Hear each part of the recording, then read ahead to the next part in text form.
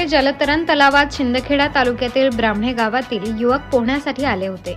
3 मार्च रोजी दुपारी मित्रांसोबत पोहत असताना या युवकांमधील 18 वर्षीय युवक ललित पाटील याचा बुडून मृत्यू झाल्याची घटना घडली आहे। पोलीस सूत्रांकडून मिळालेल्या माहितीनुसार 3 एप्रिल रोजी शिंदखेडा तालुक्यातील ब्राह्मणे गावातील ललित सुधीर पाटील वय वर्ष 18, निलेश सुनील पाटील वय वर्ष 17, हर्षल संजय पाटील वय वर्ष 17, दुर्गेश प्रवीण पाटील वय वर्ष 17, हितेश अधिकार पाटील वय वर्ष 17 हे युवक नंदुरबार शहरातील बाळासाहेब ठाकरे जलतरण तलाव येथे पोहण्यासाठी आले होते।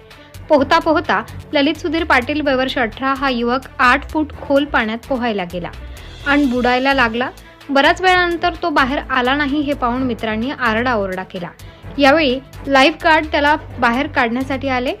ललितला पाण्याबाहेर काढले असता तो बेशुद्ध अवस्थेत मिळून आला। त्याला तात्काळ रिक्षाच्या सहाय्याने नंदुरबार जिल्हा रुग्णालयात उपचारांसाठी